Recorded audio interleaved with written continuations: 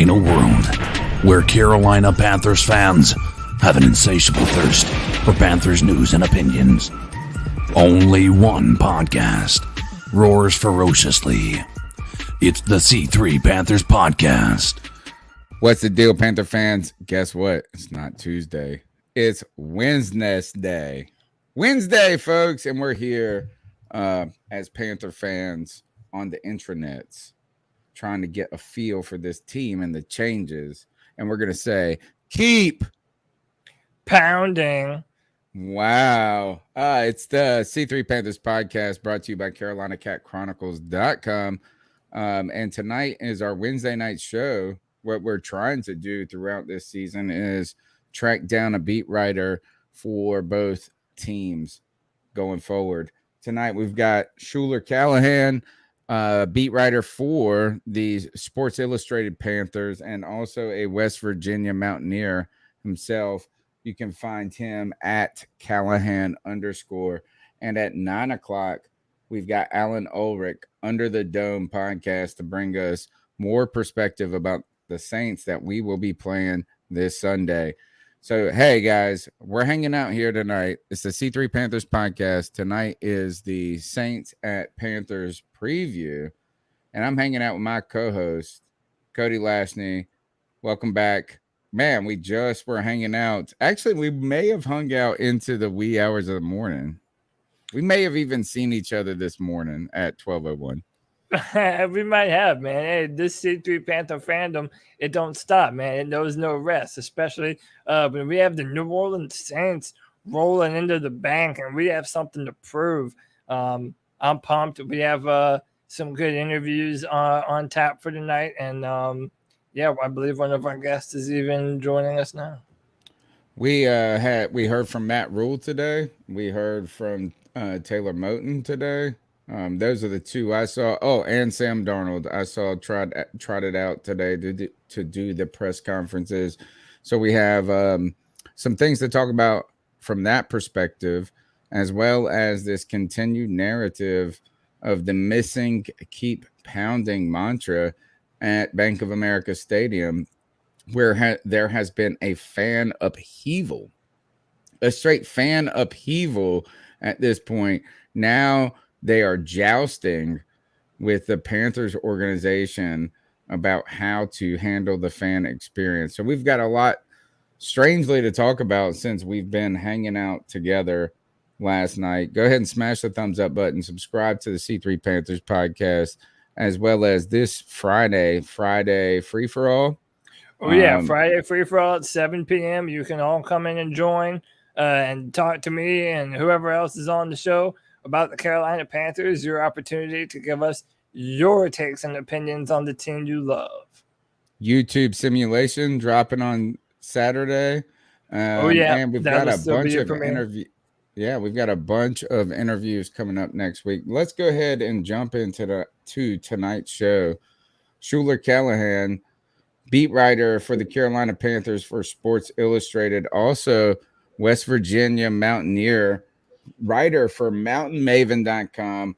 Welcome, Schuyler, to the C3 Panthers podcast. By the way, we're the longest running Panthers podcast, and we can't wait for you to be a part of it. Hey, guys, I appreciate it. It's a pleasure to be on, and, yeah, just hit me up anytime. So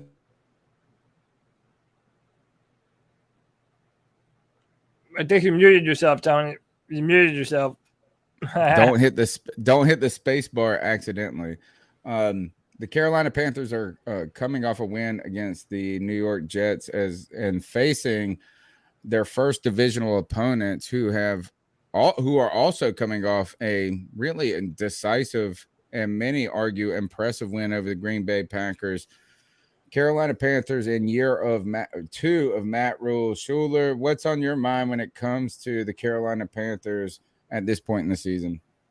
Yeah, I think it's kind of what we expected. You know, it wasn't going to be a perfect performance in week 1 by any means. And, you know, we just kind of expected them to get through that first week with a win. You knew there was going to be some good, some bad. Defense was flying around like we all thought they would. And I think, you know, early indications are that they're going to be a team that could potentially, or a unit that could potentially be a top 10 defense in the league. I still firmly believe that. It may have been the New York Jets, but they're gonna cause havoc on a lot of teams, and I think this will be a good barometer for them to step up and show what they can do against the Saints offensively.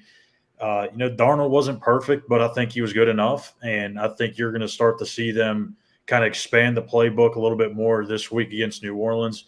Thought they were kind of a little bit vanilla in that first week against the Jets, so we'll see what they do here in week 2. But I'm excited about Sam Darnold. I think he's got a bright future, and I know people aren't necessarily high on him, but I think it's kind of a wait and see for them. And like I said for the longest time, for Darnold, this was a great opportunity to go to an organization that fully believes in you, trusts in you, has the weapons around you to allow you to be successful. For the Carolina Panthers, it's kind of a TBD. We don't know if he's going to be the answer for the future, but through one game, I thought he did what he was supposed to do. Schuyler, are we going to be depending on this defense to come away with the W for us? I mean, I think, you share the same sentiments that all of us Panther fans do, and that this defense is nasty. They're fast. They fly around. You said yourself they have the potential to be a top 10 defense, but the problem lies on the other side of the football with the Panthers' offensive line and whether or not that O-line will be able to stand up against that Saints 4-man rush. Do you think this is a good matchup for the Panthers offense with the Saints defense rolling into town? And how much do the absences of Marshawn Lattimore and Marcus Davenport play into that matchup? Yeah, I think anytime you have those two guys out, it's definitely going to show up on the field. But when you have the depth that the Saints have at seemingly every position, sometimes they hide it better than others. I mean, the Saints really didn't have everybody last week against Green Bay, and they went out there and did their thing 38-3. So I think this week for Carolina, obviously they're going to have a huge challenge up front with that offensive line or that defensive line. And I really don't think they're going to fare too well, if I'm being honest. I mean, Cameron Irving and Pat Elflein on the left side just has not been consistent enough, and I don't know that they're going to be able to hold up for an entire 4 quarters against that front. But I think this is a good, like I said, a good measuring stick, not only for Sam Darnold or this defense, but for that offensive line. Where are some of these guys at? I was never a huge fan of Cameron Irving in terms of him being a potential, cemented guy at that left tackle spot. But again, you don't know until you play the games. Maybe he finds some success here, and maybe it works out. But I think this is a very tough matchup for Carolina. I know they're getting him early in the season, and I know that the instant reaction was, oh, they just killed Green Bay. Here comes the Saints rolling in, clicking on all cylinders. But this is going to be a tight ball game. I think Carolina has a chance to win, but it's going to start in the trenches. If they can give Darnold enough time to throw, I think he's going to have a decent day. But they have to be able to protect for him. And it can't just be the Christian McCaffrey show. He's got to be able to get the ball to Robbie Anderson, to DJ Moore, Terrace Marshall, Dan Arnold. But to be able to do that, they have to be able to protect. And I think that's what a big problem was last week. Everyone just says, oh, Darnold just checked down a lot. But he had to. That was his only option sometimes. So, Robbie Anderson had 1 catch, but it's not that they didn't, design it that way. They had, 3 or 4 other looks for him, but they just wasn't there. What are the top storylines for this team right now out of week 1? Is that we've had the Sam Darnold storyline, the trade, we've had the shroud of Cam Newton. We've had, there's been numerous speculation or much speculation throughout the preseason. But after week 1, what are the top storylines for the Carolina Panthers? I think outside of the big ones, we got to say kicker.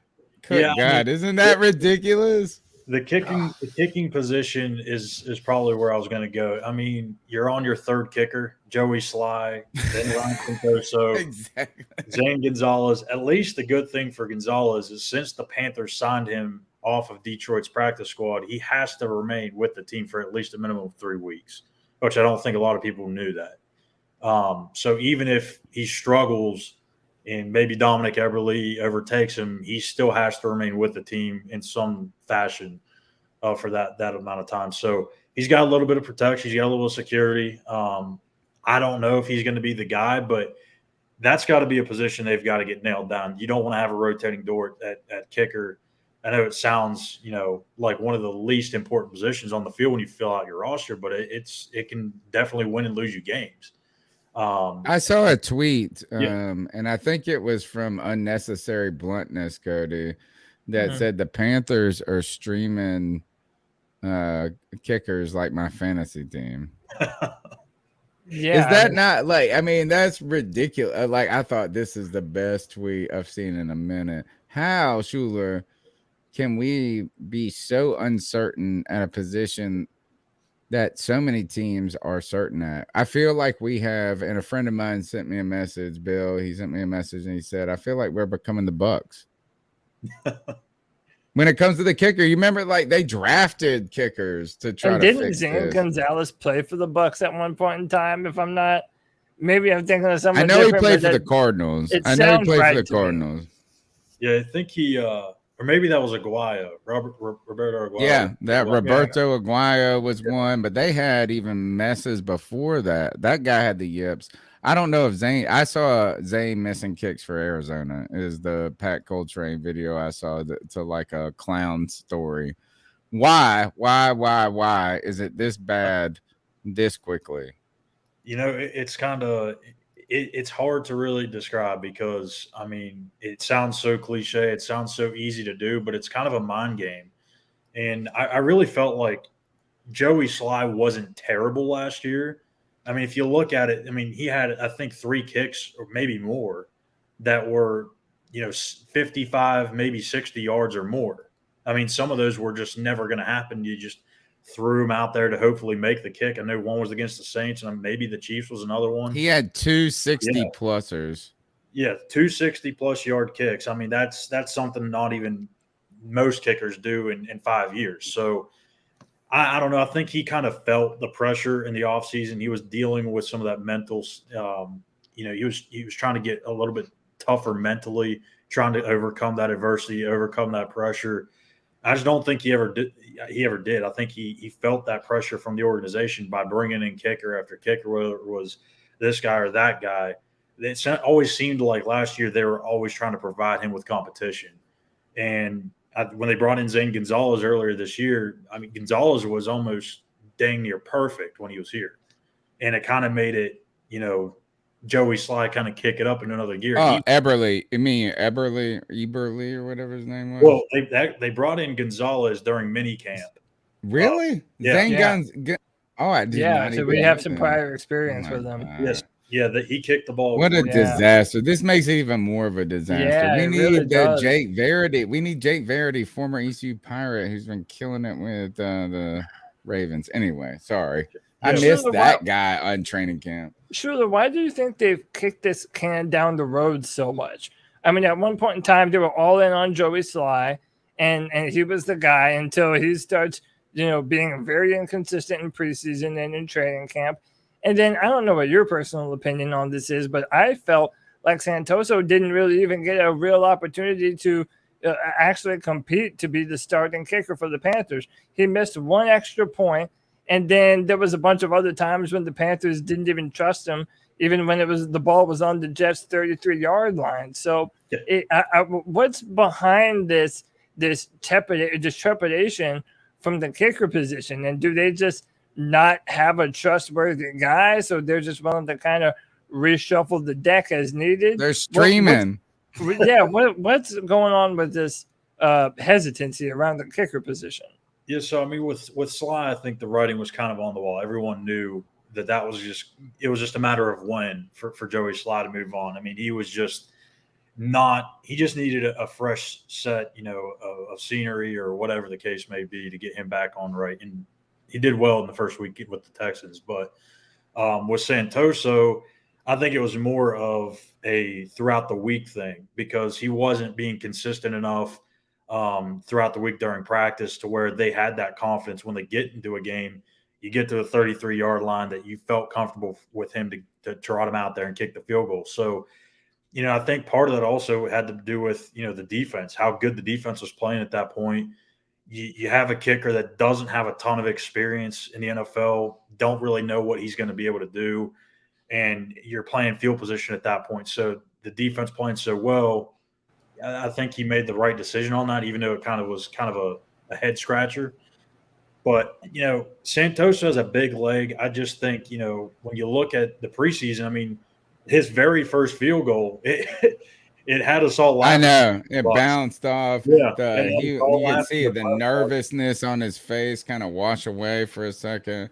And then Joey slides over there, sweating bullets on the other side. All right, I do have to change this conversation from kickers. Good Lord. Isn't it maddening when that's what we're talking about? Why don't we talk about something even more maddening? The Carolina Panthers offensive line. It's bad. Something that we have not been able to fix for a long while. And Cam Irving, to be honest, I thought played okay in his debut. I know that people are down on him, but the problem with this offensive line is that it got bullied. They didn't miss their blocks. They just got pushed backwards all the time. So as we go forward against the Saints with a effective pass rush, right? What do you expect as the Carolina Panthers are going to get, I guess, John Miller back, right? I believe this week. Dennis Daly feels more comfortable on the left side. How do you expect this Panthers offensive line to improve? Do you expect them to improve? I hope that week 1 is them trying to find a way to gel. Yeah, I mean, usually the most improvement you see is from week 1 to week 2, right? So hopefully that's something that happens this week. But the offensive line's really beaten up right now. Pat Elflein's dealing with an injury. John Miller's coming back off COVID. You don't know how that effect's going to be. It's kind of going to play itself out throughout the week. I wouldn't be shocked if we get to Sunday and Dennis Daly starting at left guard in place of Elflein and Miller's in at right guard, or maybe Bertie Christensen kicks into right guard. They've had that as a possibility as well. So it's hard to tell. As far as Cameron Irving goes, I thought he did okay too. There was, I think, at least 2 plays I know of, maybe 3 where he got put on skates pretty badly. Right. Who that was, I think maybe Franklin Myers. But his biggest thing is he's just got to stay disciplined. He can't get over aggressive in his protections and stuff. And I think that'll all kind of come with more comfort in the offense and knowing, what those guys next to him or to the right of him are going to do. So we'll see if they improve. It's going to be a big task, obviously, to do that against this front, but we'll see.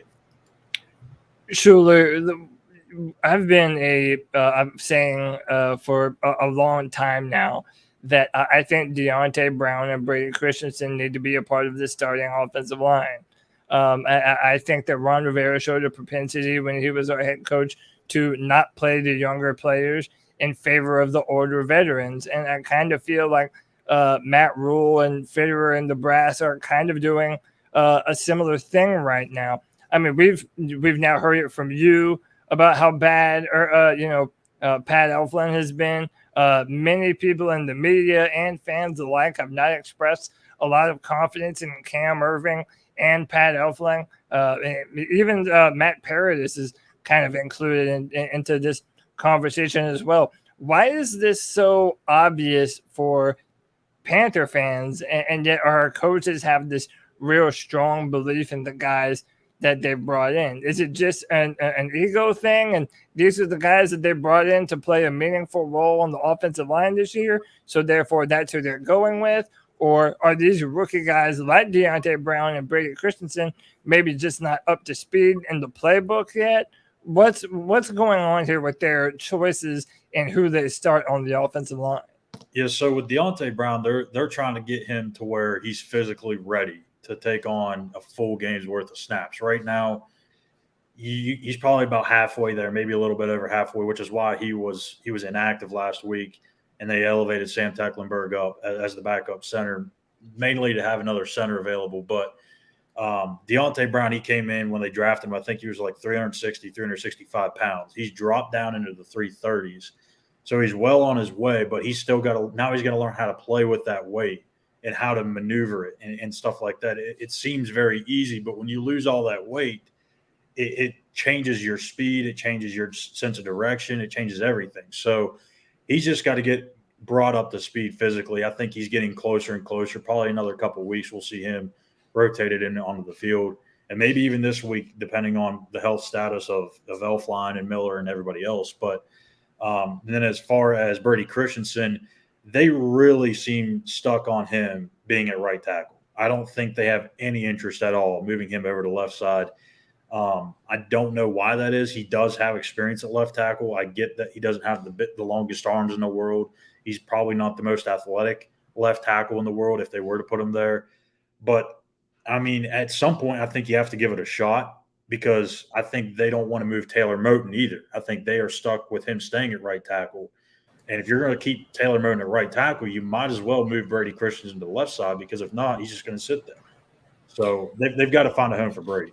Yeah, I want to double down just on that last thing that he mentioned is the left tackle, right tackle position. And, you know, if they view Bertie Christensen as a long-term right tackle, which is where Taylor plays, does that mean that in the long term there's potential that Taylor Moton could be our future left tackle? Because in my mind, that's been an inevitability for a long time now, especially considering Taylor Moton is listed as the backup left tackle as it is right now. Yeah, I mean, I think he could be. I mean, they've obviously worked him there during mini camp at OTAs, training camp, all that stuff. So there's a possibility, yeah, for sure. But I think they really like him on the right side mainly because they know how good he can be on the right side. And to flip all of that, you know, you're going to have to change. Basically, when you go from the right side to the left side, you're flipping the entire, you know, your entire movement, what your assignment is because of the play. You're going in a different direction. Honestly, it seems a little bit easier for guys to go from guard to tackle or tackle to guard on one side than to flip from the right side to the left side or vice versa. So if he's their best option in the future, if they can't get anybody in free agency or they don't nail anybody in the draft, I would see them probably moving Taylor over at left tackle if that becomes evident, if that's their best option. Cool. Tony, go ahead. The Panthers offense stalled in the second half, right? We come a slow start for the offense in the first quarter. The defense was stunning, generating pressure at every moment, it felt like. And then all of a sudden, Sam Darnold and Robbie Anderson connected, DJ Moore making these flying, wonderful catches, putting up somewhat of 200 yards passing in the second quarter alone. We come out of the half 16-0 and punt the ball every time. Some miscommunications. But Panther fans have interpreted that third quarter performance or lack thereof.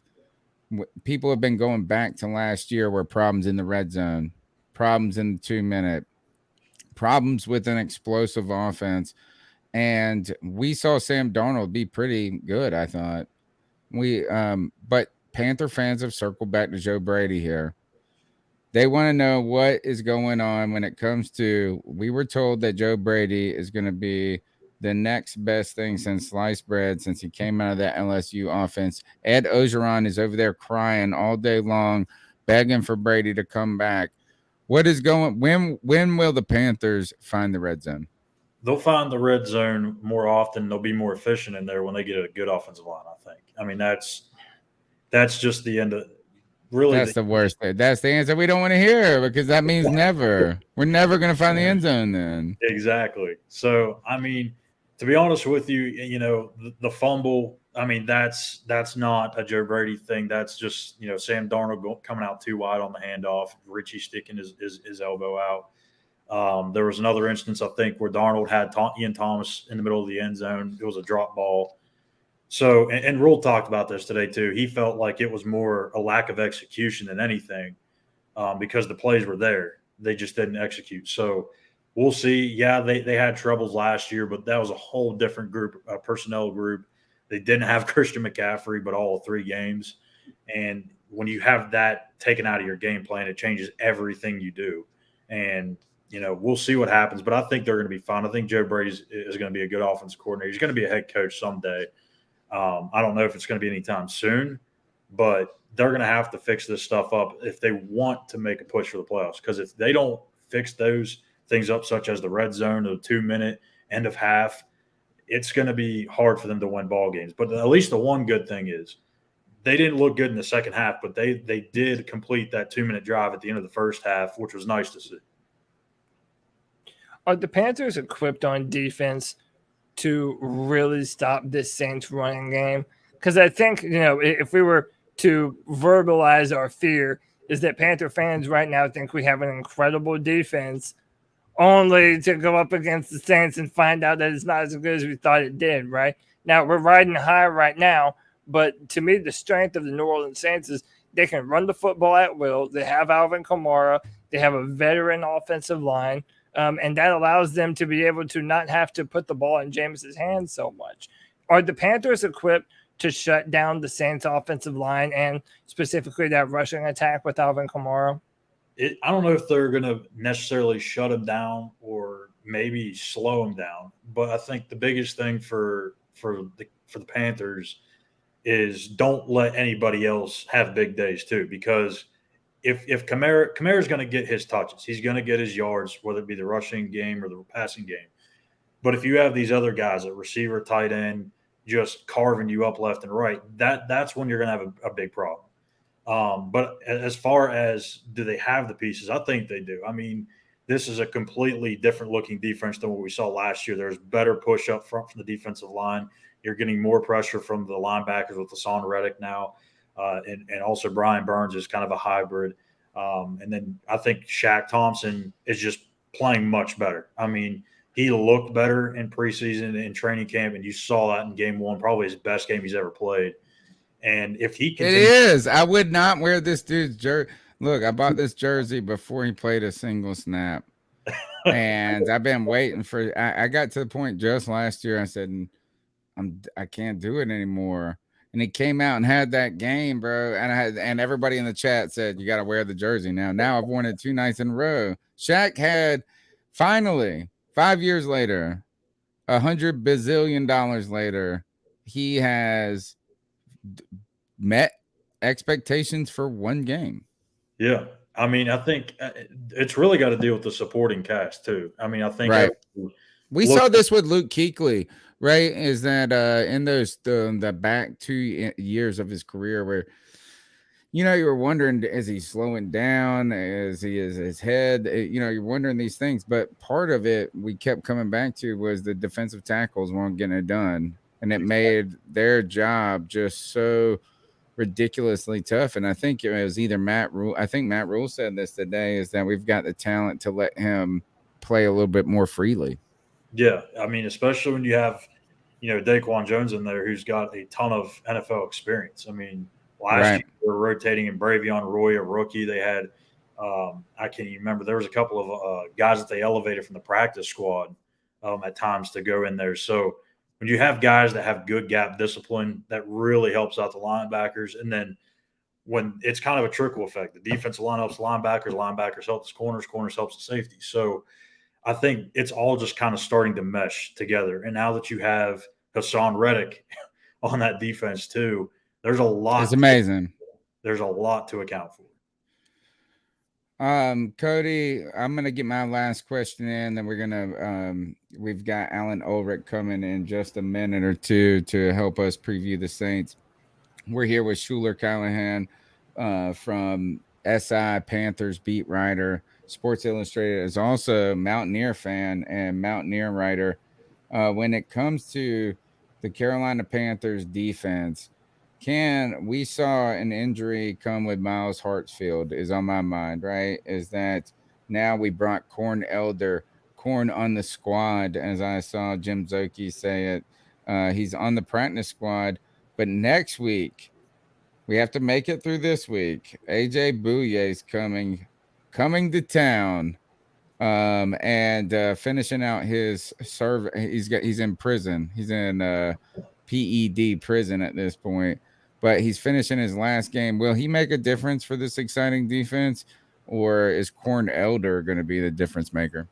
I think definitely Bouye. I think this is really kind of like the first time since that Pro Bowl year that he had, or All-Pro year, whatever it was, when he was with Jacksonville, that I think he's really been set up for success, because you look at the defenses he's been on since.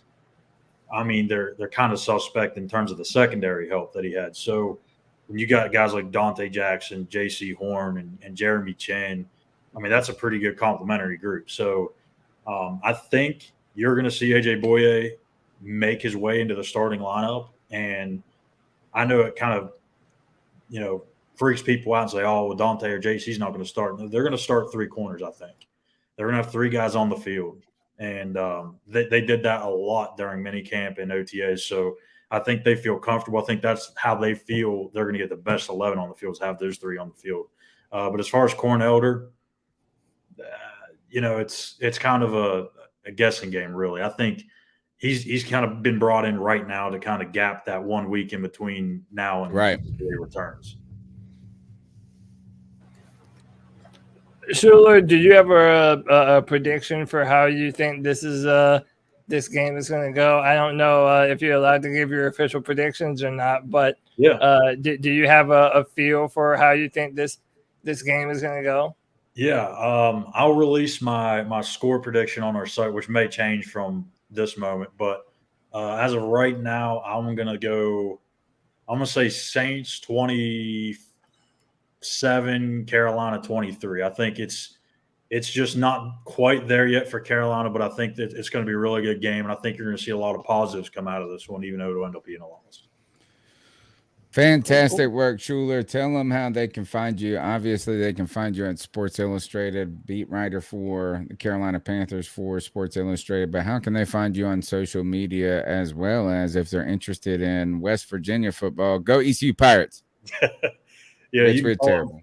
Yeah, you can follow me on Twitter at Callihan_, and then you can follow the Panthers site at SI_Panthers. And if there is West Virginia fans out there listening, you can follow us at SI_WVU. Thank you so much for your time tonight, man. I hope we can have you back on the C3 Panthers podcast. Absolutely, guys. Appreciate it, fellas. Just let me know. Thank you, man. You're listening to the C3 Panthers podcast, brought to you by CarolinaCatChronicles.com, where every week we chop up the latest Panthers news and opinions from the fan perspective. We do it on Tuesday nights on the longest running Panthers podcast, 9 p.m., but we got all this content coming to you. Post-game show where it is lit as a mofo. I'm telling you, the post-game show is where it's at. We got the Friday free-for-all on Friday. We've got YouTube simulations, and tonight we're going to be jumping into this Saints. We got a Saints insider here. My boy, my pal, Allen Ulrich. Come on and bring him in, Cody. Allen, welcome to the C3 Panthers podcast. Glad to be here. I enjoy y'all's podcast. It's very entertaining. Thank you first of all, it was Ida, right? Was it Ida? It was Ida. Are you okay? Is your house destroyed? I had 2 trees on it. Yeah. 2 50-foot water oaks. Yeah. So I had to gut my garage and my front room. But I mean, are you living with your in-laws right now? No, I'm actually living in an Airbnb in beautiful Cecilia, Louisiana, about 2 hours away from New Orleans. So yeah. Last Saturday we went and gutted the garage and front room, but we were planning on doing renovations to our house anyway, just not this extensive. Right. Wow, man. Yeah. How bad did it affect the city? The city itself, not that badly. I live in the suburbs, so I'm west of the city, and as you start moving west and you go what they call down the bayou, Cocodrie, Fouchon, Chac Bay, Pointe-aux-Chenes, all those areas that are fishing towns and things like that, cut off where Bobby Hebert is from, they really got nailed. That's where the storm came up. And it never lost its strength because it went through what we call brown water or brackish water. So that's what made it even worse. For New Orleans, the doomsday scenario is it takes a Betsy path, which is going up the mouth of the river. So it's the eye of the storm is constantly over the water, not losing any strength. For down the bayou, coming up through those bayous like that, that's what's deadly for them. And you're talking about 150 mile an hour winds around. Yeah, the it was wall. it was like high wind. It was like Cat 4 or something, right? Yeah, Cat it was 3 or a 4. Cat 4, and it wasn't much of a rain maker. It was a wind maker, Right. Yeah. and that's what really. I mean, my wife teaches high school in Destrehan in St. Charles Parish, and it tore the roof off her building and took out one wall. So I mean, they don't know when they're going to have school again. So we're not immune from hurricanes ourselves here in eastern No. North Carolina, and for us for me the high wind ones it's like more immediate destruction, and if you're kind of in the worst of it, it does a lot. The water ones though, here, we have, and you guys are lower than us, and water's even worse for you guys. So and I'm not trying to diminish the wind one, but good God, I mean, is that it just I don't know. You know what? Natural disasters are disasters. Yes. And they affect people's lives terribly, and it's tough. So we're thinking about you guys down there. My wife has 2 cousins that live in New Orleans themselves, and thankfully they're okay. One of them parked his car on the 4th deck of a parking garage. I don't know how he did that. I don't know where he found a parking garage, but good God. So look, they had to move the game. Yeah. To what was it in Jacksonville, Florida? It was in Jacksonville. Yeah. And it wasn't, the dome was untouched. They did for Katrina. They used the dome as a shelter of last resort. Right. And so the inside got trashed as bad as the outside, because then the roof leaked and it just got to be a nightmare. But the dome was untouched. So the dome could host the game, but the infrastructure couldn't hold it. People didn't have power. Sure. Police are, stretched out. You got utility people all over the place. So they are supposed to be back for the Giants game, which is in 2 weeks, I believe. I think it's the end of September, first week of October. So it's not like the Katrina year. They will be back in the dome. The Saints opened up the season with, what was it, a 33-3 win? What was it? 38-3. 38-3, because they didn't get to make the 28-3 joke. No, on the Falcons. But I heard one Saints fan describe this 38-3 win over the Green Bay Packers as the greatest opener in Saints history. I felt ridiculous when he said that. I was like, I mean, really? The greatest opener? But that's what he said. The greatest first game in the history of the Saints happened this week. You'd be hard-pressed to find a season opener that could top that one. I mean, they beat the Dallas Cowboys, Jimmy Johnson's first game, 28-0. And that was back in 1989. And that was a great season opener. In 2009, the Super Bowl year, they beat the Lions, breezed through 6 touchdown passes.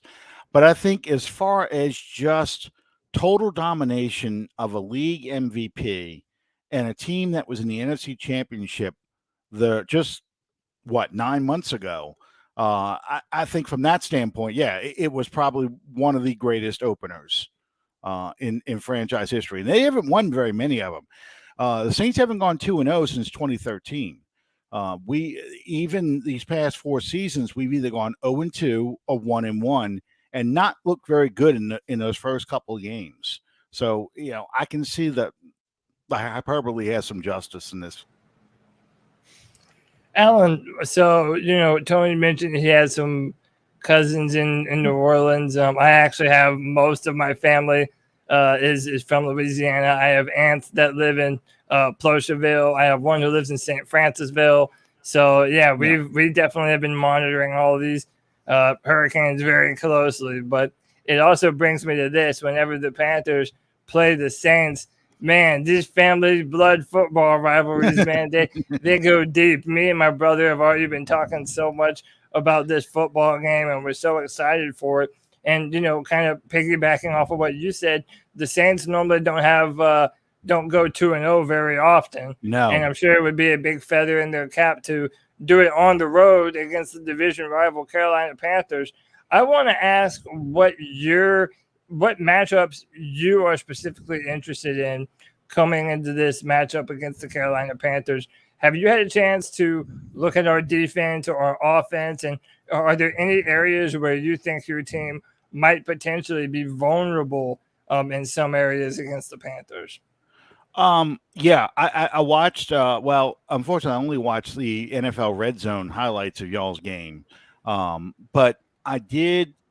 If I were to say the advantage the Saints have, they have an advantage over you guys on the lines, offensive and defensive lines. I what you saw last week with Aaron Rodgers, we saw a lot of that in preseason, completely eliminating the run and then getting after the passer. The difference you guys have compared to other teams is, of course, Christian McCaffrey.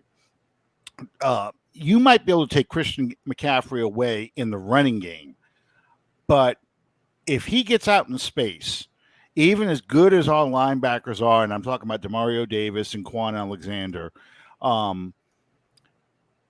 it's hard. McCaffrey's a matchup nightmare. He's like Alvin Kamara for you guys. It's a matchup nightmare.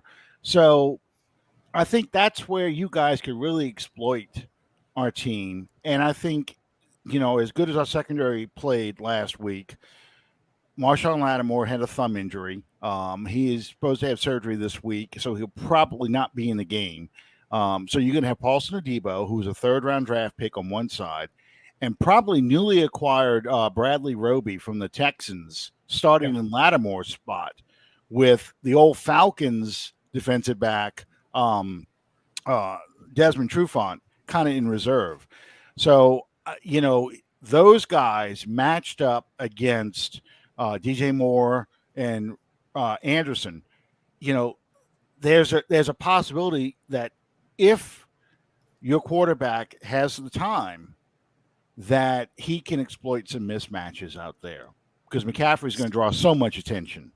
Speaking of Christian McCaffrey, one of the discussions that Panther fans have a lot is the value of a running back, and how much we paid him. Both Kamara and McCaffrey signed mega deals in the same year, right around the same time.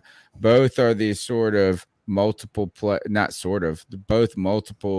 players that are dynamic. And my argument is that they're more than just a running back. They're sort of this kind of transcendent position. Yeah. But there are a lot of Panther fans that are concerned about the amount of carries, touches, and plays that the Carolina Panthers give to Christian McCaffrey. There's this stat from 2019 where he played like 99 points, like he took like one play off in the entire season.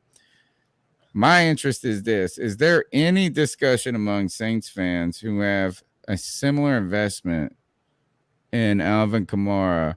Have you heard any talk about we're concerned about the workload we give Alvin Kamara? Because I feel like Panther fans are too much on this workload joint, but it's a big deal among our fans protecting Christian McCaffrey, who has had one injury, basically 1 year with injury. So is Alvin Kamara. 1 year struggle with this. Is there a discussion among Saints fans about protecting Alvin Kamara? It's funny because it's a division. I don't think it exists. I have a crazy theory. Well, not a crazy theory. I don't think it exists like it exists among us. There are some people who think Alvin Kamara doesn't get the ball enough. I mean, but I think they have him on their fantasy team too. I mean, when he scored, he won my championship last year in a keeper league, bro. In that last game where he scored the 5 or 6 touchdowns on Christmas Day, and people were pissed off. I retired his cleats last year, bro. But they were angry that Peyton gave Taysom Hill one of the touchdowns because they scored 7 on the ground. They're like, Kamara should have got it. He could have broke Gale Sayers' record. And I'm going, dude, what? Outside of fantasy football, I look at it from the real football standpoint. There is a concern for me that he gets too many touches, but the man has this incredible workout, this balancing stuff he does. It's amazing. He's Didn't like a he? Wasn't circus he the act. guy that drug like he was dragging these weights down the street? This was like Yeah. 5 years. He was a rookie and he had the sled and he was pulling Yeah. them down the road or something He, stupid. he pulled a Jeep with a weight bar on it. Yeah. He gets on this medicine ball looking thing. They got a platform. He stands on it, and they're tossing him balls while he's standing on it too. So I mean, it's these bizarre workout videos that show up on Twitter, and he does an incredible job staying flexible. And you saw that this past weekend when Winston threw that bad pass to him on 3rd and short. Oh, where he did that turnaround catch. Yeah, he did caught that. it. It was insane, bro. Yeah, I mean, he's amazing. But I think Christian McCaffrey is easily at his level. And arguably, when you look at, I think Christian McCaffrey's explosiveness and speed, and I know that people are saying that against McCaffrey. I think he might have a hair on him right now. But I know I'm a fan. I do believe this is that if Christian McCaffrey was black, there would not be the same talk about protecting him. You know, it's kind of crazy. And I'm not saying this because it is weird with Carolina Panther fans. They're like, man, I don't hear enough. I want to hear Panther fans saying we got to feed McCaffrey more. That's what I want. I want that talk. Well, and for Saints fans right now, I don't know. Al Davis must be reincarnated in Saints Twitter, because all I'm hearing about is it's not so much feeding Alvin Kamara more. It's the deep ball's back. We're going deep, baby. You just play NFL Films, the Raiders music, and they just want to see bombs away offense. And I'm going, wait a minute. You guys, 4 years ago, before Kamara got here, were complaining that the Saints don't run the ball enough, that the defense gets worn out because we score too quickly. And it's you like that Drew Brees explosive 09 shit. Yeah, when we could put anybody from this, like the 55 touchdowns. You love that. Jameis Winston comes in and throws 5 touchdowns in his starting debut. But really, and this is another off-color position at this point, a unpopular one. I do think you guys were very good on defense. I thought that Jameis was efficient as I've ever seen him be. I mean, but at the end of the day, I also thought the Packers were terrible. Oh, yeah. Everywhere. I don't think it was just Aaron Rodgers and this Jeopardy casualness. I thought their defense stunk. I thought everything about the Packers stunk. So how good are the Saints right now is, I guess, my question. I know that is a positive win. It's one of the best wins. And I don't want to take anything away from it. But how good are they? How good are they? I completely agree with you, because I think preseason and the first couple games of the season are kind of an illusion. I don't think teams are as good or as bad as they look those first couple of weeks. Mainly because you don't have those physical practices. You don't have the 2-a-days. Most of your starters hardly play in preseason. I don't think Aaron Rodgers played at all in the preseason. So, all that chemistry that you see when you're playing week from week to week to week is not there yet. So it takes 2 or 3 weeks before you really start getting a feel for how good or how bad a team is. And the Saints moving to going to Jacksonville, it was kind of like a training camp scenario where you can keep all your players in the hotel room. They're not going home to their wives and not, getting on social media and all these other things. And you keep them laser focused. This is the opening game. We got to win this game. This is what we're going to do. So from my standpoint, I don't think the Saints are as good as what you saw. I think they are good, but they're not going to sit and blow people out. How much is COVID and injury going to hurt this team this week? There's a lot. I mean, there's a long list. Let's start. I mean, we can go down injury. Like, even if it was just injury, we could go down this list and it would be significant. But now we have this COVID story with the coaches and this and that. And then we just got to have the devil, Sean Payton, who probably doesn't matter. He probably don't need any of his little minions. Well, I saw on Twitter right before I got on the show was Curtis Johnson, the wide receiver coach. They didn't say the name; they just said the positions. The running backs coach, I think, offensive line coach, I think it might be Zach Streif, but it could be the main offensive line coach. So it's not any of the coordinators, but it's assistant coaches, and they were all vaccinated. That's the funny part. They're all That vaccinated. isn't that wild? Oh my gosh! Isn't this going to throw a monkey wrench into the NFL narrative? Yeah, exactly. In fact, we have. There was one player, but they said it was Michael Thomas, but Michael Thomas is vaccinated, and he wasn't even there. So I don't know how. He's not even. Yeah, he can't. Yeah. He's not going to play for a couple weeks still. Yeah, right? not until about mid-season. Yeah, probably late October, early November. So I mean, there's all kinds of stories going on, but I don't know how this is going to affect the team. You're going to see on game day a lot of assistant coaches. Kind of step up, the quality control guys are going to step up now as being the guys hand singling and things like that into the players. But the coordinators weren't. Peyton obviously wasn't. Peyton had COVID back. Yeah, we have it. Wasn't this the where he had to sit at home and then he couldn't coach? Yeah. I feel like it was one of those examples where I feel like they should have let them coach via Zoom.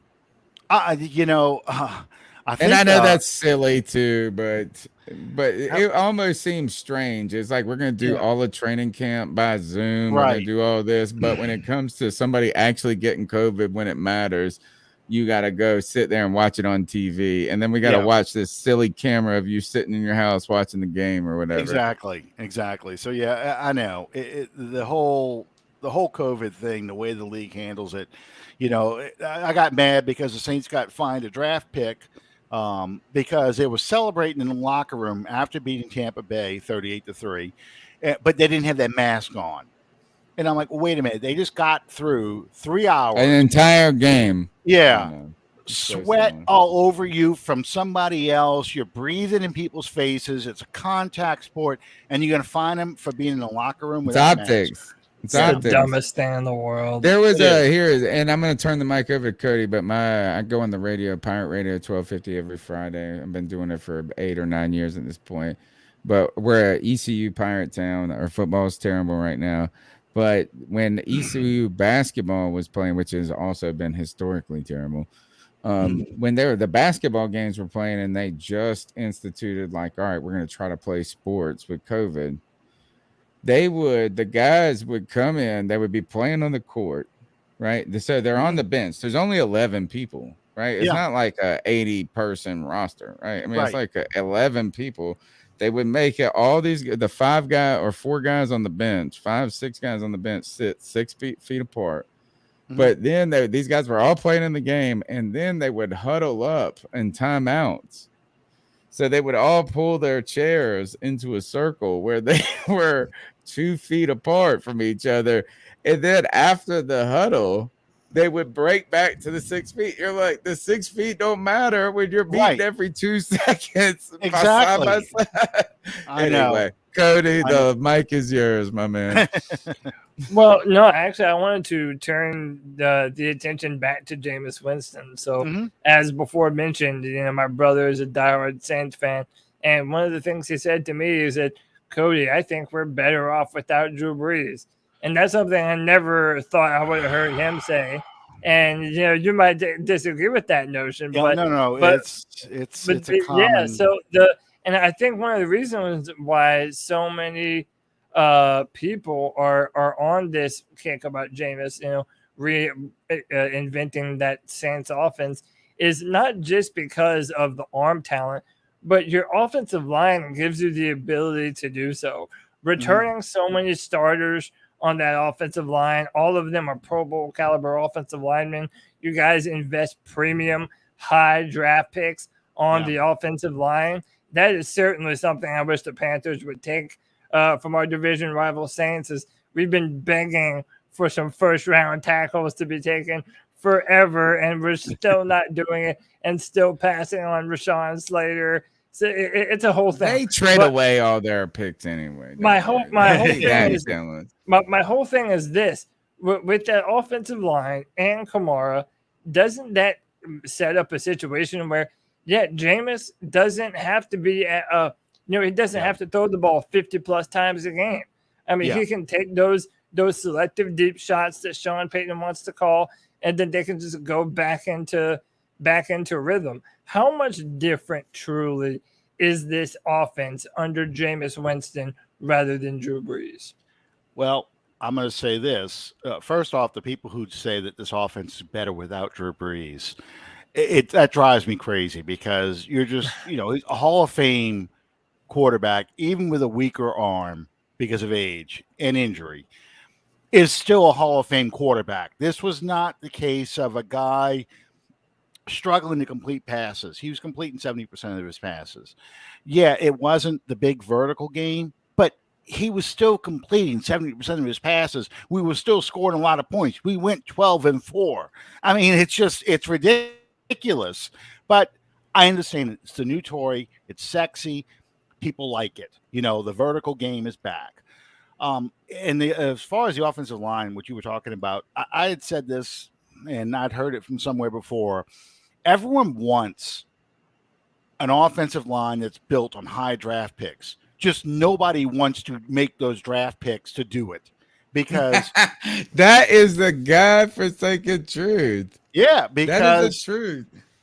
When you're looking at that draft board, and you're watching ESPN or NFL Network, and that music comes on, and you're looking at all the skill position players, the receivers, the tight ends, the quarterbacks, you see all pass rushers, you see all those toys up there that, like, oh, it'd be so awesome, we could get this guy on our team, and and then you see an offensive lineman go, you're like, oh God. They're like, and they were like, if it's not the only one we know, like the one or two, it's like, who's this guy? Now we got to go try to scramble and learn about him. We haven't heard about his name. Oh, Twitter instantly explodes. What are they doing? They're wasting draft picks. Look who they left on the board. All those things. And you've got 1, 2, 3. You've got three first-round picks on that offensive line now. A second-round pick in McCoy, who won't play because he has a calf injury, and he's at a Pro Bowl level, and then a third-round pick in Teron Armstead. So they're all high draft picks on that line. Yeah.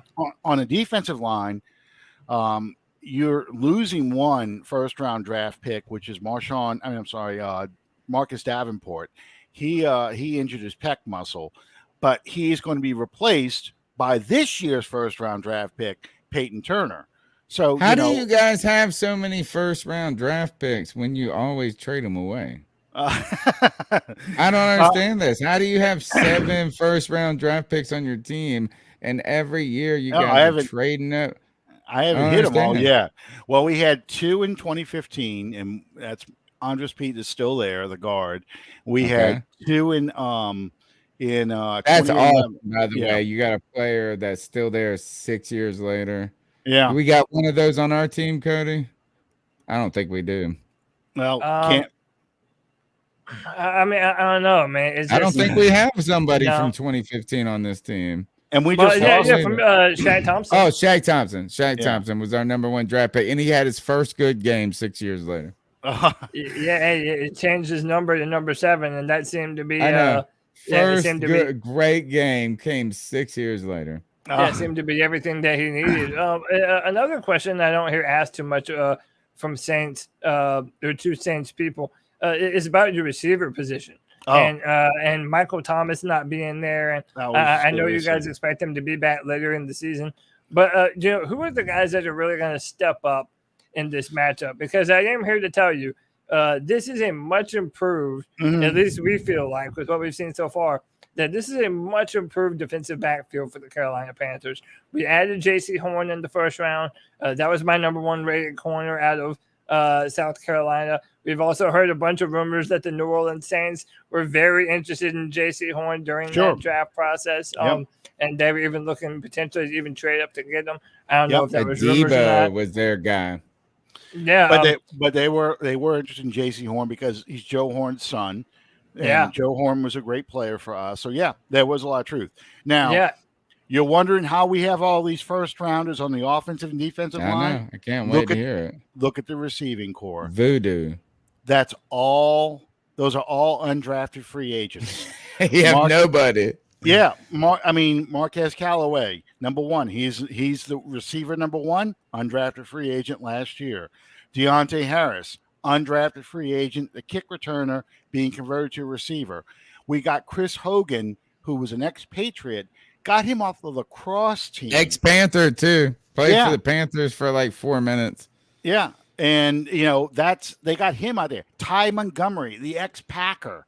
What about Kenny Stills coming back too? They brought right? Kenny. Yeah, they brought Kenny Stills back. I mean, that's they've trying to resurrect the career of Kevin White. He's on our practice squad too.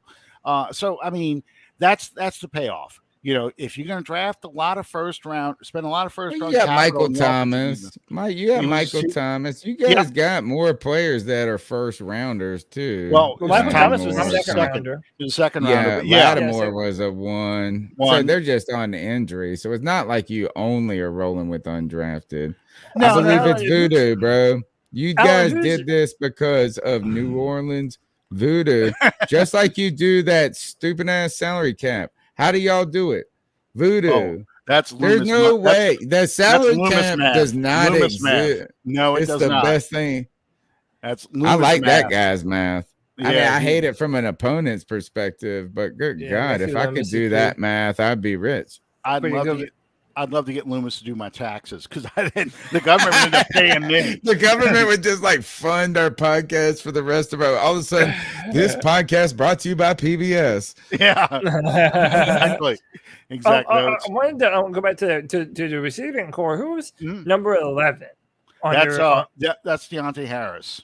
Harris. Okay, so did he get 2 touchdowns? Yeah, based on what I've seen, he got one. He got the deep pass to one. Yeah. Well, yeah, and I also remember seeing him in the preseason the first time that Jameis got the start over Taysom Hill. He had 2 really nice touchdowns to Deontay Harris later in the game. Do you think that that's a key matchup for the Panthers, especially if they're going to be selective in taking those deep shots? Is that the game plan, just to kind of do your best to run the ball with Alvin Kamara and then try and catch Deontay Harris downfield? And if so, how do you think that plan is going to work out, considering we have J.C. Horn, now Dante Jackson, Jeremy Chin, who looked great last year? What do you expect this Saints passing attack to look like against the Carolina Panthers?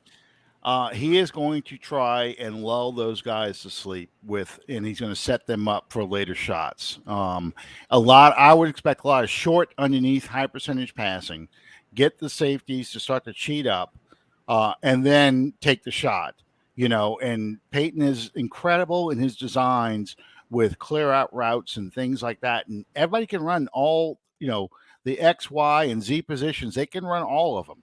That's the thing about the Saints receivers. They're not locked into one spot. You'll see Deontay Harris lined up outside the numbers. Next thing you know, you'll see him inside in the slot position and a tight end's lined up outside the numbers. It's all about matchups. And yeah, you guys have a great secondary.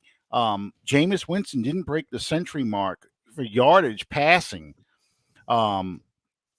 until he threw that pass to Deontay Harris late in the fourth quarter. It was a lot of high percentage short passes. So I think that's going to be the key. You'll see a lot of Kamara, another undrafted free agent, Tony Jones from Notre Dame. You're going to see a lot of him. They're just going to try and run the ball on you guys, almost like a Vince Lombardi kind of playbook, and then throw a pass to the tight end, another undrafted free agent, Juwan Jameson. But just really get that defense, lull that defense to sleep. And then take the deep shot once he's got those guys set up. Would you rather hang out with Jameis Winston or Drew Brees? Cody, check the private chat.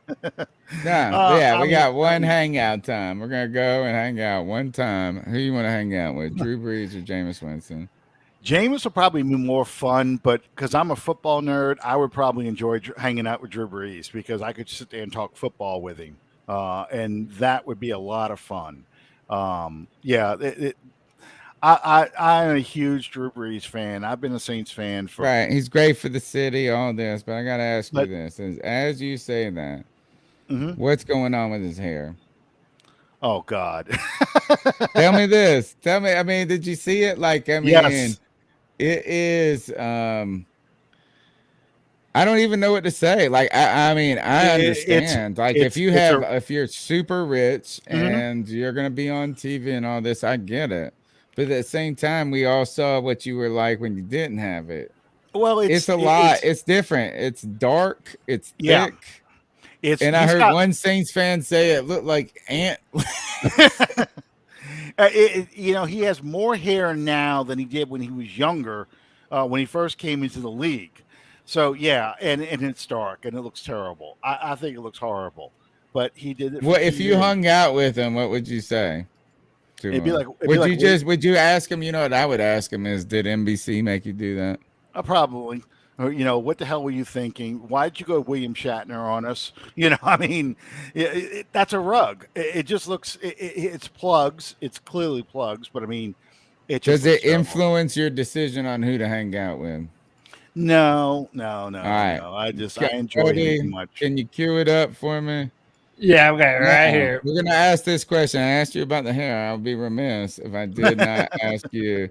This is now we're gonna revisit this question of who you want to hang out with more, Jameis Winston or Drew Brees. One time after I like Jameis more now. Like, I mean, every day I grow to love this guy more and more. Let's hear this clip The of him defense after in the the running win. game give overall shape to the way this played out, Jameis. I just think we were prepared.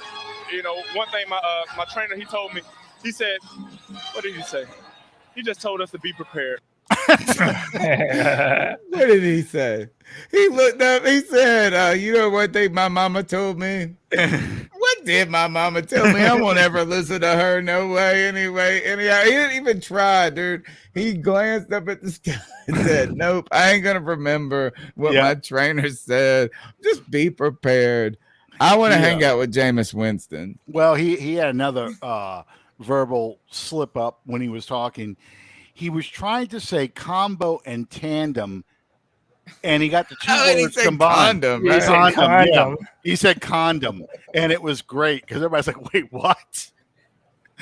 So yeah, I had to post a picture from the Naked Gun where Frank Drebin and Priscilla Presley are both dressed in full body condoms and falling in bed together. There's your condom tandem. I love it, man, because I misspeak all the time. So it's not even a judgment thing. I like this. It endears me to him. That moment endeared me to him, and I hate you guys. Cody, final questions for Allen before we get out of here tonight. Yeah, still talk about this stupid keep pounding thing too. Yeah, I basically just want to get your opinion on this on a final score. I mean, do you think the Panthers are going to be a stout test for the New Orleans Saints, or are all of these very key players that you guys are missing, like Lattimore, like Eric McCoy, like Davenport, is that going to be the difference maker in this matchup? It's funny about this series. We always seem to do better in Carolina than we do in the Dome. If you guys beat us, it's in the Dome. So I think that obviously I'm going to say they're going to win this week. But as far as the injuries and stuff, you're just going to see more guys popping up. You're like, who the hell is that? Where did he come from? And I think that's going to be the difference in this game. I don't think Winston will throw 5 touchdown passes. I think you guys will give us a big challenge because Christian McCaffrey is a huge challenge. And they'll be so concerned with McCaffrey that I think Moore and Anderson are going to get free on some plays.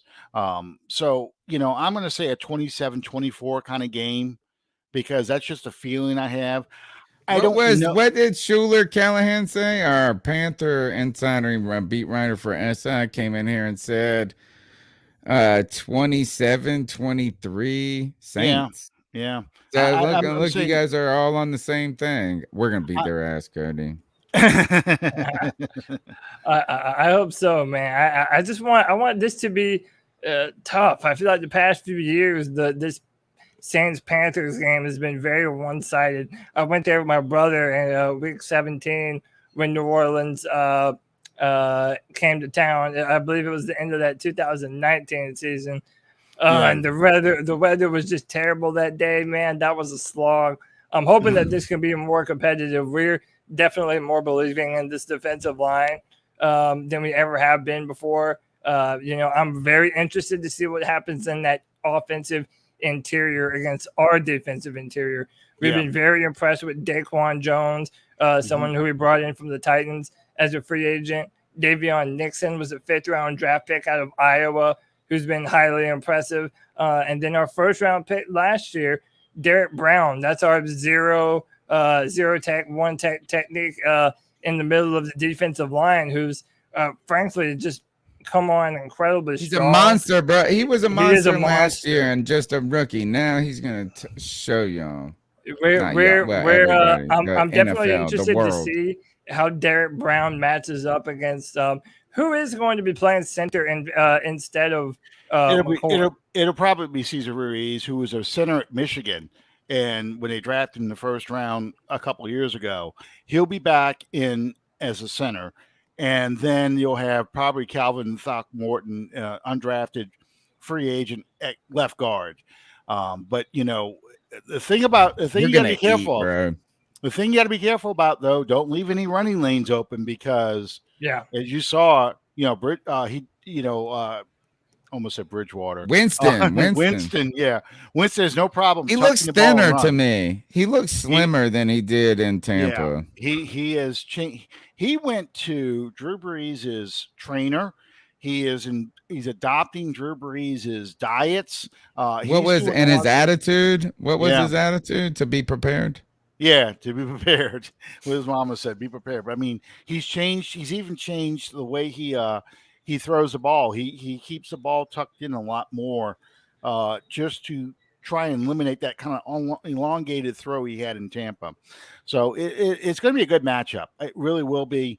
If y'all can handle the run and y'all shut down the run and put the pressure on Winston, that's the key for y'all to win. Because I think Winston having to throw to those kind of receivers against y'all's defensive backs, if you can get the Saints one-dimensional like that, that's how you'll win. Because I think that's when Winston will regress to what we saw in Tampa, turning the ball over, making mistakes and things like that. But if he's comfortable back there, he's not getting any pressure, good running game, then he's going to pick you apart. I'm going to finish this interview with the same question they finish every interview in the professional world. Do you have any questions for us? And I always tell people, and here is for our listeners, if you're going to a job interview, be prepared for that to be the last question. And have a good question. Have a thoughtful question. Don't say, when are you going to have a decision? When am I going to get paid? Just do 2 seconds of research and look at their website and find something or whatever. But do you have any questions for us as Carolina Panthers fans as you guys come to our house and we have an underdog mentality where we think we're going to smoke you, homie? Well, I know how you guys felt about Bridgewater. What is the vibe about Sam Darnold? That's awesome. That is awesome. I already know how you felt about Bridgewater. I know. Yeah. But how do you feel about Darnold? Cody, you go first. Yeah, I mean, listen, especially if you look at what Sam was able to do in week 1, Sam can make all the throws. Yeah. I mean, he can attack downfield, intermediate. He can go through his progressions. The key to all of this is the offensive line, and specifically the offensive interior. That left guard, center, right guard trio right there in the middle. I mean, they continue to whiff on blocks. There was a big touchdown pass from Sam Darnold to Robbie Anderson, and if it wasn't for Christian McCaffrey staying back in there for pass protection, that would have been a dead play. And there were more opportunities for Sam to be successful, and we think that Sam can be very successful. Yeah. I think even more so than what Ryan Tannehill has done for the Tennessee Titans. It's just we have to pass protect. I mean, we're running the football pretty well. And a lot of that is to do with Christian McCaffrey. But our pass protecting offensive line, ESPN rated us at the bottom of the NFL at like only 20% successful snaps in pass protection. So we have to be so much better at that. But if we can do that, Sam is fine. He has way more arm talent than Bridgewater ever had. He's not afraid to drive the football. You know, and he can play in the rhythm of the offense that Joe Brady has set for him. So if we can get him some better protection, the sky's the limit this year for Sam Darnold. I'm not even worried about that, man. I'm not even worried about the protection. Tell you this is that they were asked when the COVID stuff was about the vaccine protocols came out, when it came for the NFL and all the team. We didn't know if players were going to get vaccinated or not. Immediately, they asked the superstars of every team, are you going to be vaccinated? So what they came out is that both Sam Darnold and Christian McCaffrey said they didn't know right away. Like, you know what I mean? That was their initial response is we don't know. Like, we barely know what's going on. So a question was asked by, and then both of them got vaccinated. So it's a non-issue anymore.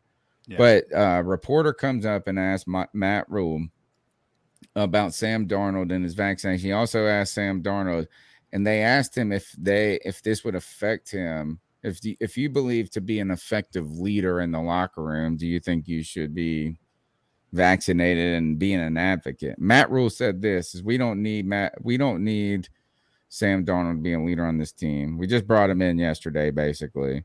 We've got leaders on this team. We need him to worry about playing quarterback. And the reason I bring this story up is because when you play for a New York Jets team and you're number 3 pick or 2, whatever he was, on a terrible team in a media market where they just got Zach Wilson, we played them, and their team still sucks. Well, you had Adam Gase. Right? It's like the pressure. Yeah, I mean, like the pressure is just insane. I feel like this is that as I see Sam Darnold walk around Carolina, as I see him strut out into the podium, as I see him on that football field, I don't know if he's going to be good or great, but I tell you this is the mug is not hating it. The moment, right? The moment is it's easy. Now he just needs to go out there and play. And I tell you this is he went out there and played more than adequate in game 1.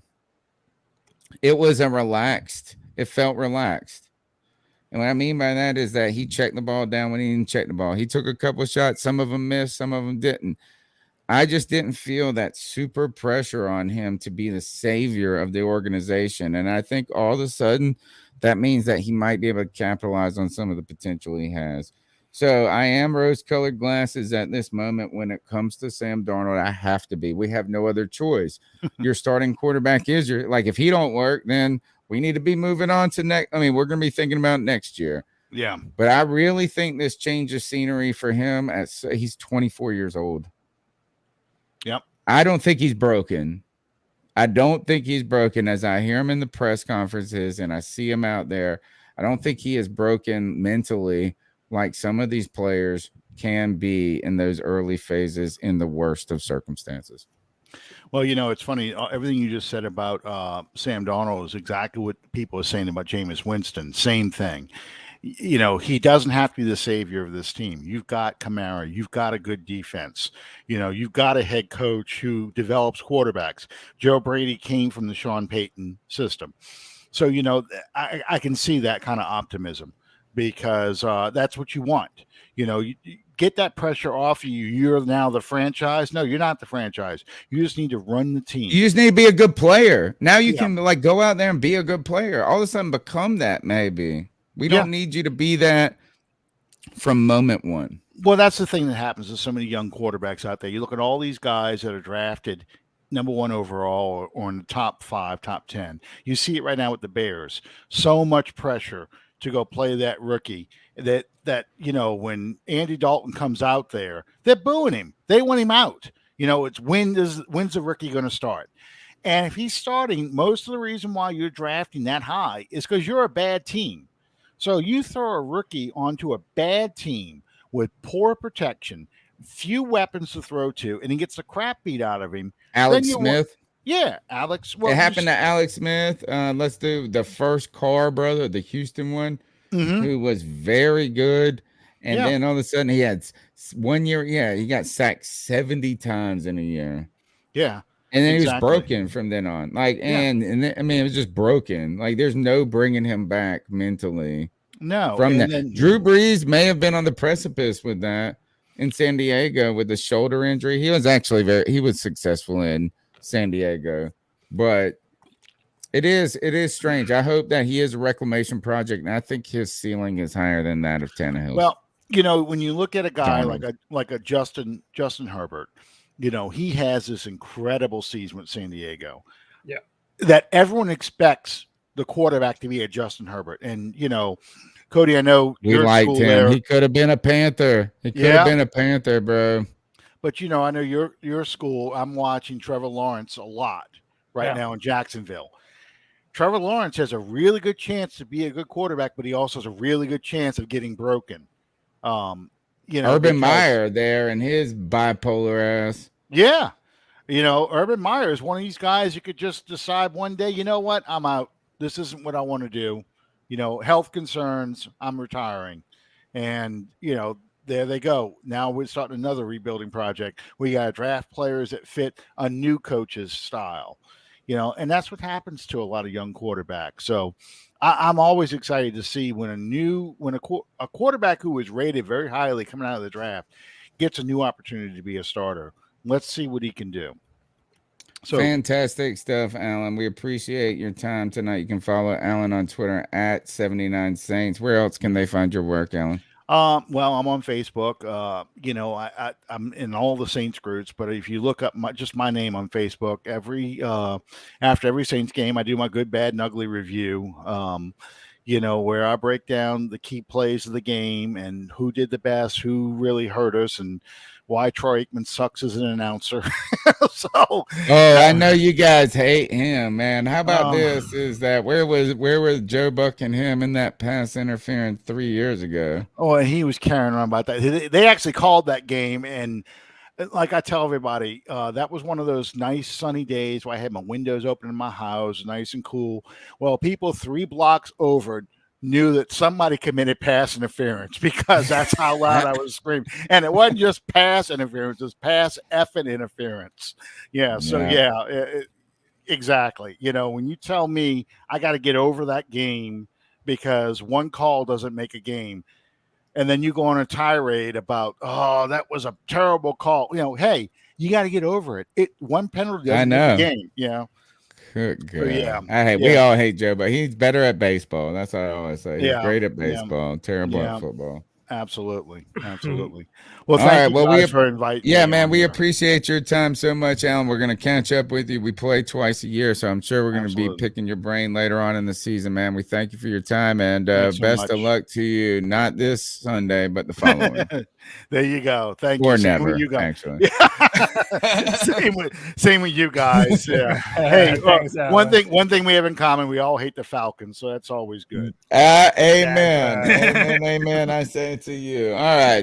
We've had a fun show tonight with Schuyler Callihan helping us break down the Carolina Panthers. We've had Allen Ulrich give us the inside tips on the the New Orleans Saints. How about next week? We're going to be previewing the Panthers with Josh Klein from Riot Report. The following week, I've got interviews lined up for the entire month already. So we got a lot of things to talk about as we come up. We got the post game coming up, and I almost did it again. How did I have a brain for Nick Carboni? 2 weeks from now in the Carolina Panthers preview. So we're going to have beat writers in there asking questions with these coaches like we did with Jonathan Alexander last night. Before we get out of here, Cody, we got to talk about this keep pounding thing real quick. Yeah. Do you want to go through the timeline of events on this? Because this you got it ready? Okay. I'm pretty much. So the game, we had our first home game this past week, and all of a sudden this story emerged. Right? Yeah. And so what happened? Yeah, so during the Panthers game, as you all might know, if you've ever been to a Panthers game, they on the big boards, they do the keep pounding chant. And keep pounding, and they get the it's like a signal stadium to do it. Dude, it's a Panthers staple. It's our motto. It harkens back to the words of Sam Mills. It means a lot to this team. It means a lot to the fans, to the franchise, means a lot to everybody. And this was noticeably absent from the game against the New York Jets this past Sunday. So this prompted the Roaring Riot on Twitter to put out this tweet.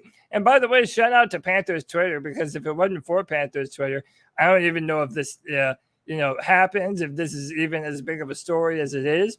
But the Roaring Riot put out a tweet that says, "Dear David Tepper, admittedly, this franchise doesn't have many traditions, but keep pounding is one, and it's more than words we yell. Don't take that away from us. Retweet this to show the Panthers how much it means to you that you want it back in the stadium on Sunday." Now, this inevitably prompted a response by the Carolina Panthers. Josh Klein saying on Twitter, a team spokesman says, "Keep pounding prompt will return in week 2 when the Panthers play NOLA." Says team was just experimenting with different approaches to engage the home crowd. Still had the keep pounding drummer, and they're not trying to eliminate the keep pounding chants by any means necessary. The Joe Person would later go on to here it comes. The story elaborate. He says, thicker right here. He says Panthers spokesperson says the goal is to have the keep pounding chant evolve to the point where fans don't need any prompting to start it. Team will supply the prompt for the Saints game, but not necessarily every home game thereafter. And this is interesting, man. This has been one of the biggest news stories in Panther football that just happened over the course of a day. And this is something that people were worried about on Twitter. I know you have your own conspiracy theory that we're gonna get. It's not a conspiracy theory. It's true. Maybe so. Well, why don't you? Well, how about this? I'll say this. I didn't initially read a whole lot into this. I remember a story that happened a few years, or maybe like a year or so after after David Tepper purchased the Panthers, that apparently there was even some inside talks that David Tepper wanted to change the colors for the Carolina Panthers.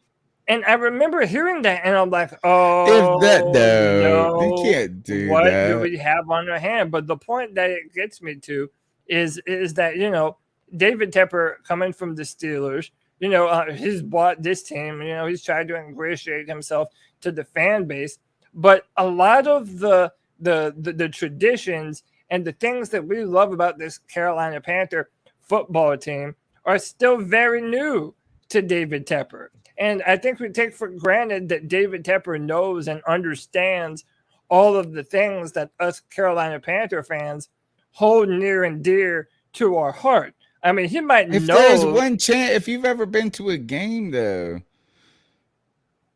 if you've ever been around a Panthers fan, if you ever looked at Twitter, if you ever like this, is everybody says keep pounding. Everybody. And the most ridiculous thing is I would see a couple of these. So I was looking at when these stories were broke, and I look at the comments, and the first thing somebody would say is, "I'm glad," because there would be some random person who wasn't a Panthers fan, and they'd be like, "Keep pounding" has sexual innuendo to it, and it could be that's like what kids talk about for date rape or something. I was like, "Wait, who said that?"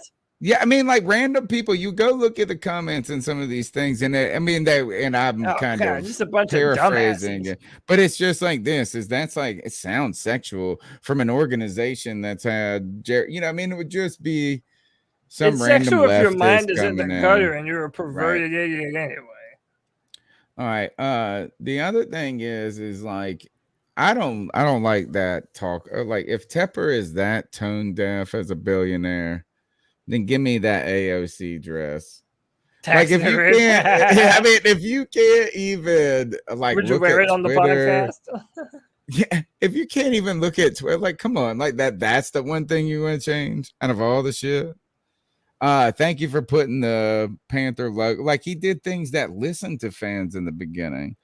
So this would be strange. And what if he did this? Is like he didn't know our traditions, and he was like, you know what? I don't like this keep pounding thing. I want to do purrable towels instead of terrible towels. Purrable. That was awful. There was something. Like cats. No, I know. What is he gonna change this to the Bears? Hey, Petey Pablo. Robbie Anderson will be Petey Pablo has that. North Carolina, come on, everybody. Oh man, we've been saying that. Yeah, dude, Panthers need to spin a T-shirt around, like give everybody a free Panthers complimentary T-shirt that everybody gets to swing around at the stadium. Dude, that would be the shit. I've been wanting to do that for a long time. Let me tell you what's really happening though with this keep pounding joint, folks. I'm telling you, this is what's really going on. Is David Tepper and the Carolina Panthers are taking hostage our chant of keep pounding. They're taking our phrase. They're taking it hostage like a terrorist. And they're holding this chant hostage until David Tepper gets that tax funding for his stadium. And then as you put this statement up and you're like, well, they might bring it back next week. That is the equivalent of making Sir Purr hold the newspaper up with the date and the time saying proof of life. Proof of life. Right here. That's proof of life for 1 week that the Panthers will exist. David Tepper, gun to Panther Nation's head for his stadium. That's my thing. This is just one. What's next? What's he going to do next? He's going to hold back something else. He wants that stadium, homie. Hold your newspaper up, Charlotte. Sorry. Do you want to keep Sir Purr in terrorist prison? Or do you want to keep pounding chant back forever? You better pony up them tax dollars to get this mug out. That's the ransom. They're going to hold Sir Purr hostage on live. Yes, they're doing it right now. David Tepper his money. Yes, the ransom is the stadium, dude. And one of the things that I'm realizing is this story is not going anywhere, because now the story has become, can Panther fans on their own prompt the keep pounding chant without needing the board to do so? And I think that maybe like now how dug in are they now? Like, are they going to be like, are you really fan? What if they put up like, are you really fans on the board or something? But see, I'm also torn about this, because I also agree in doing things that bolsters the Panther fandom, if that makes sense. You know what I mean? Like I understand. I don't necessarily agree with the way that David Tepper is going about doing it, but I agree in wanting to have an involved Panther fan base. That this is having it involved. This is right, and that's what I'm saying. I don't agree with David Tepper. The worst thing. He just wants to put a McDonald's out up there, dude. Yeah, I don't agree with taking away the prompt. I also would like Panther fans to do it, just at any random time themselves, which we do. But I just think that David Tepper is going about this the wrong way. I think if you want to build traditions, you have to make some things. You have to make some changes. Panther fans also haven't been happy with the new end zones, having the green end zone with the Carolina written in blue in the middle. Like, that's another change that Panther fans haven't necessarily been too keen on. So I'm just, I'm hoping. I got to be honest, man. I don't want to jump the shark on this yet, but David Tepper has done a few things. David Tepper has done a few things that have really given me some cause for concern. I do think he has not necessarily full Jerry Jones, but he does have that tendency where I think he wants to be involved very heavily with the day-to-day operations of the football team. That's why he cut working with Appaloosa management a year or so back. And he really wants to put his own unique footprint on this team that he just We've seen it in these quarterback conversations, man. He's come back. Yeah. Even in the draft, he said this, we sat down together What do you call himself? Like the tiebreaker or something like that? Yeah, something like yeah, that. No. Is that I am gonna root for the eccentric billionaire at this point because he owns our team. But let's just not. We were just so excited about this guy who would walk around with the fans and do this stuff at some point early on. I don't know. David Tepper didn't get to. He had the Revenge Mansion. You heard the story about the Revenge Mansion, right? Yeah, he bulldozed the mansion just to put up his own one or something. A house like that. bigger because a guy like wouldn't give him a job earlier, and then he got like bought that dude's house later. Like, let's not. He didn't get to the top by doing people favors, I'm guessing. I don't know. I'm telling you, Sir Purr. Somebody check on Sir Purr. I think he's a hostage right now with the keep pounding chant. Charlotte, get your tax dollars ready. Get yourself a retractable dome, because he said that domes are a thing of the past. But if you can put a little pinhole in the top, all of a sudden you ain't got to wear a mask. He didn't say that part. The trend now, Tony, is that, or what it used to be, is that a team would just threaten to move to Los Angeles. Well, now there are two teams in LA, the Chargers and the Rams. And now the story has been that the Buffalo Bills have potentially been interested in potentially moving to Austin, Texas. So listen, Panther fans, as much as I hate to even talk about this, we need to prepare ourselves for the inevitability of this stadium talk that's going to happen down the road. And it's going to involve the city of Charlotte forking out, an untold number of millions of dollars to help finance a brand new stadium for the Carolina Panthers. I'm here to tell you that is inevitable. I hope it stays in Uptown Charlotte. I think the stadium being a part of Uptown provides a breath of life to the city of Charlotte that I don't want to go away. Frankly, there's owners are always going to use moving the team as leverage. And, the city of Charlotte has already bent over backward for David Tepper and bringing an MLS team to Charlotte. They've already done a lot of things for the Panthers and for David Tepper in the time that he's been here. So this is going to be a story to watch as we go forward, Tony Dunn, in these next few weeks and these next few years, honestly. This is something that we're going to continue to touch on. You're listening to the C3 Panthers podcast. We're here on Tuesday nights, Wednesday nights, Friday nights, Saturdays, and Sundays now. Good Lord. We're all in your brain, folks, taking over the YouTube airwaves. Go ahead and smash the thumbs up button, subscribe. We're on YouTube, obviously. Hit the little bell notification. We're on Facebook, Periscope Live when we do these shows. Tuesday night at 9, 4:30, or just in 30 minutes after the game, 15 minutes after the game on game days. We have the Friday free-for-all at 7. We've got a lot of content when it comes to beat reporters and interviews coming up on Wednesday nights going forward. So we're going to keep pushing out this content. But it's also on iTunes, TuneIn, Stitcher, wherever you get your audio podcast. I syndicate them the next day. So we appreciate your support in the chat room. The number is 252-228-5098 if you want to call into the post game or the Tuesday night show. Cody Lashney, how can they find you? And before, I guess, 5 minutes. Yeah, you can find me on Twitter at Cody Lack, CODYLAC. I'm always really good about following back and replying to people who respond to me.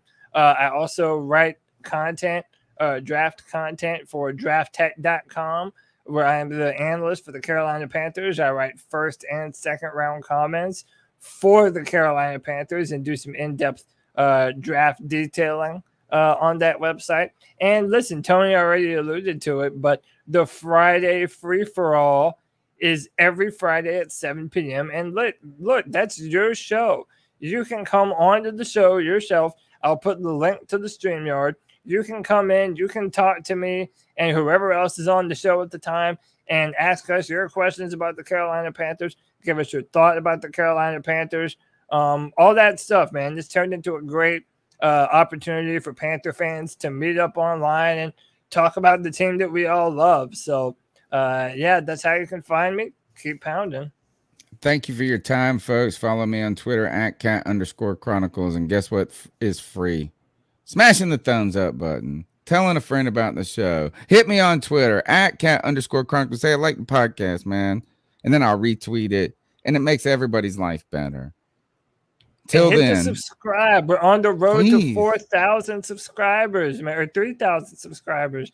And we got to get to 30 first, but we're on our way to 30, homie. This year we're taking over. Right. Just like that. You know what? We're going to have as many thousands of subscribers as the Panthers put up points this week when we beat that damn New Orleans Saints ass. I think we win this game, Cody. I think we win this game. I think we're surprised here. I think they're sick with COVID. I think they're off their kilter. I think they're riding a little too high. I think Jameis is over there going, I'm prepared. And the Panthers are going to sack that ass. You're not prepared, Jameis. You're not prepared. You're about to eat this L, not a W.